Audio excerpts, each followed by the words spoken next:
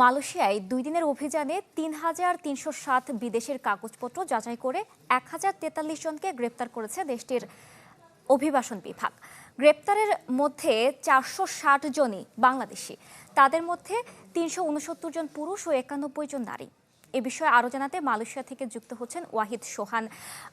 সোহান, মালয়েশিয়ার সরকার প্রায়শই এই ধরনের অভিযান চালায়। এই ধরনের অভিযানে আসলে কারা আটক হচ্ছে, আর যারা আটক হচ্ছে তাদেরকে কি বাংলাদেশ থেকে কোনো ধরনের আইনি সহায়তা দেওয়ার সুযোগ আছে কিনা আমাদের জানাবেন। এই প্রশ্নে আপনাকে ধন্যবাদ। আপনি যেমনটি বলছিলেন, আসলে মালয়েশিয়ায় প্রতিনিয়তই বিদেশি নাগরিকদের, অবৈধ বিদেশি নাগরিকদের আটকে অভিযান অব্যাহত রয়েছে।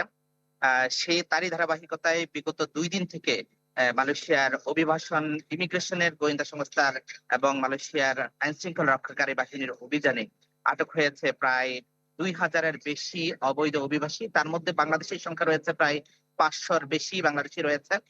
সেই ক্ষেত্রে আপনাকে যদি বলে রাখি, সেটি আমাদের প্রায় 91 জন নারী এবং শিশু এখানে আটক হয়েছে।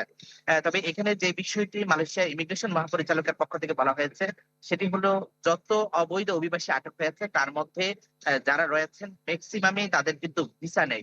এই ভিসা না থাকার কারণে কিন্তু তাদেরকে আটক করা হচ্ছে এবং অধিকাংশ ক্ষেত্রে তারা ইমিগ্রেশন মহাপরিচালকের পক্ষ থেকে যেটি বলা হয়েছে, যে যাচাই বাছাই করে দেখা গেছে যে তাদের কাছে অনেক সময় তারা ভিজিট ভিসা এসেছেন, কিন্তু সেই নগদ নিয়ে এলো হার না মানা হার অফার। সর্বনিম্ন 10,000 টাকা রেমিটেন্স নগদে পাঠালে থাকছে স্বর্ণের হার জেতার সুযোগ। ভিজিট ভিসায় তাদের এই ভিজিট ভিসার অপব্যবহার এবং যে জায়গাগুলোতে তারা থাকছেন সেই জায়গাগুলোতে আসলে সঠিক মালয়েশিয়ায় থাকার মতো তাদের কাছে কোনো বৈধ কাগজপত্র না থাকার কারণেই কিন্তু তাদেরকে আটক করা হয়েছে। অপরদিকে মালয়েশিয়া ইমিগ্রেশন মহাপরিচালকের পক্ষ থেকে যে বিষয়টি বলা হয়েছে সেটি হলো যে আসলে এখানে প্রায় গত কয়েকদিনে মালয়েশিয়া ইমিগ্রেশন মহাপরিচালক যে বিষয়টি জানিয়েছেন সেটি হলো যে এখানে প্রায় 1,034 জন বিদেশি নাগরিককে তারা ইতিমধ্যে ডেপো তাহনানে পাঠিয়েছে।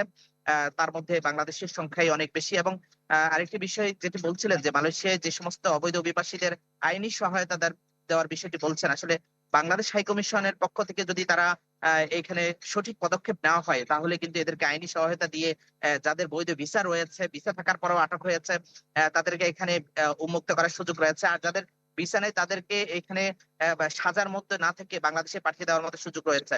তবে বেশ কয়েকদিন আগে বাংলাদেশ হাই কমিশনের একজন কর্মকর্তার সাথে কথা বলেছিলাম।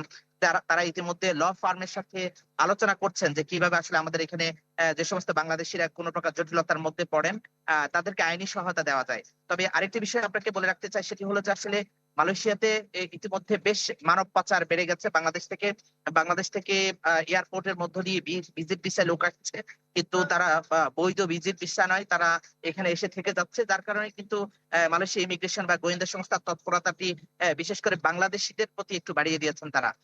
আরেকটি বিষয় আপনাকে বলে রাখতে চাই, সেটি হলো যে আসলে মালয়েশিয়া কিন্তু অবৈধ অভিবাসীদের মধ্যে কিন্তু যদি আমরা ধরি প্রায় বেশ সংখ্যক রয়েছে যারা বাংলাদেশ থেকে বিগত কলিং ভিসা এসেছেন। কোম্পানি জটিলতা এবং বিভিন্ন রকম আইনি জটিলতার কারণে তারা তাদের ভিসা নবায়ন করতে পারেন নাই। এই সংখ্যাটিও কিন্তু কম নয়। তবে বাংলাদেশ এবং মালয়েশিয়া দুই দেশের যে আলোচনা। সোহান, ধন্যবাদ আপনাকে।